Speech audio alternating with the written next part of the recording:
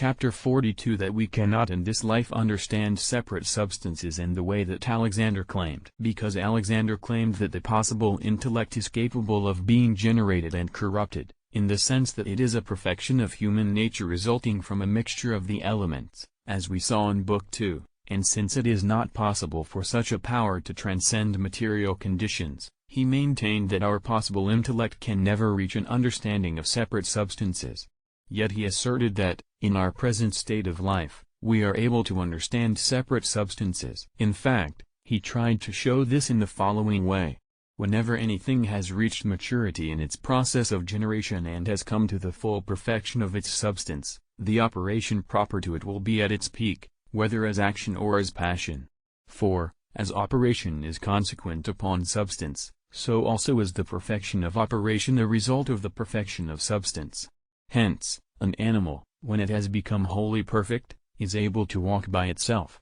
Now, the habitual understanding which is simply intelligible species made to exist in the possible intellect by the agent intellect has a twofold operation: 1, to make potentially understood things to be actually understood, and it owes this to the role of the agent intellect, and the second is actually to understand the objects of understanding.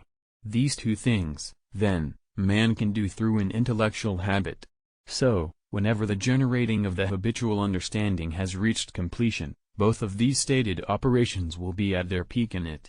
Now, it always approaches the peak perfection of its generation when it acquires new kinds of objects of understanding. And thus, its process of generation must be completed at some time, unless there be an impediment, because no process of generation tends to an indefinite termination. So, it will reach completion whenever both operations are habitually present in the intellect, by virtue of the fact that it makes all the potential objects of understanding actual, which is the completion of the first operation, and because of the fact that it understands all intelligible objects, both separate and not separate. Now, since according to his opinion the possible intellect cannot understand separate substances, as has already been said, he thought that we will understand separate substances through the habitual understanding, in so far as the agent intellect, which he supposes to be a separate substance, becomes the form of the habitual understanding, and a form for us ourselves. Thus, we will understand through it, as we now understand through the possible intellect, and since it is the function of the power of the agent intellect to make all things which are potentially intelligible to be actually understood, and to understand the separate substances, we will understand separate substances in this life, and also all non-separate intelligible things. So, according to this theory, we reach the knowledge of separate substances through this knowledge which comes from the phantasms, not in the sense that these phantasms and the things understood through them are means for the knowing of separate substances, but, rather, in so far as the intelligible species are certain dispositions within us to the kind of form that the agent intellect is. And this is the first point on which these two opinions differ. Hence, when the habitual understanding will be perfected through the production in us by the agent intellect of these intelligible species, the agent intellect will itself become a form for us, as we have said. And he calls this the acquired understanding, which, according to their statement, Aristotle says comes from outside. And so, though the ultimate human perfection is not in the speculative sciences, as the preceding opinion claimed, man is disposed through these sciences to the attainment of the ultimate perfection. And this is the second point on which the first and second opinions differ. However, they differ on a third point, because, according to the first opinion, our actual understanding of the agent intellect is the cause of its being united with us. Whereas, according to the second opinion, the converse is the case, for, since it is united with us as a form, we understand it in the other separate substances. Now, these statements are unreasonable. Indeed, the habitual understanding, as also the possible understanding, is supposed by Alexander to be generable and corruptible. Now, the eternal cannot become the form of the generable and corruptible, according to him. For this reason, he claims that the possible intellect, which is united to us as a form, is generable and corruptible, while the agent intellect which is incorruptible is a separate substance. Hence, since the agent intellect, according to Alexander, is supposed to be an eternal separate substance, it will be impossible for the agent intellect to become the form of the habitual intellect. Moreover, the form of the intellect, as intellect, is the intelligible object, just as the form of the sense is the sensible object. Indeed, the intellect receives nothing, strictly speaking, except in an intellectual way, just as the sense power only receives sensitively. So, if the agent intellect cannot be an intelligible object through the habitual intellect, then it will be impossible for it to be its form. Besides, we are said to understand something in three ways. First, as we understand by means of the intellect, which is the power from which such an operation proceeds. Hence, both the intellect itself is said to understand, and also the intellect's act of understanding becomes our act of understanding. Second, we understand by means of an intelligible species. Of course, we are not said to understand by it, in the sense that it understands, but because the intellective power is actually perfected by it, as the visual power is by the species of color. Third, we understand as by an intermediary through the knowing of which we come to the knowledge of something else. So, if at some point man understands separate substances through the agent intellect, this must be explained by one of these ways that have been mentioned. Now, it is not explained by the third way, for Alexander did not admit that either the possible or the habitual intellect understands the agent intellect. Nor, indeed, is it in the second way, for to understand through an intelligible species is the attribute of the intellective power for which this intelligible species is the form.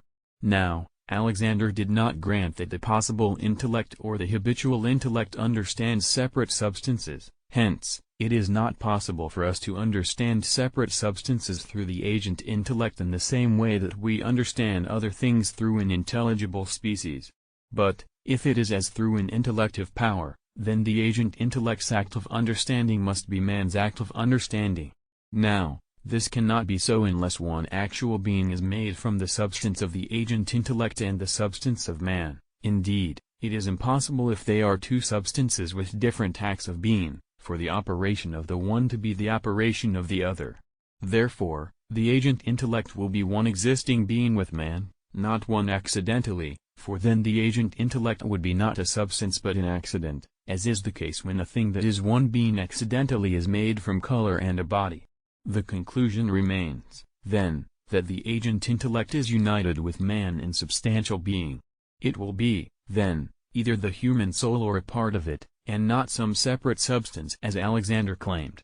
Therefore, it cannot be maintained, on the basis of Alexander's opinion, that man understands separate substances. Furthermore, if the agent intellect at any time becomes the form of one man, so that he is enabled to understand through it, by the same token it could become the form of another man similarly understanding through it. It will know, then, that two men will understand at the same time through the agent intellect as through their own form. This is so because the agent intellect's own act of understanding is the act of understanding of the man who understands through it, as was said already.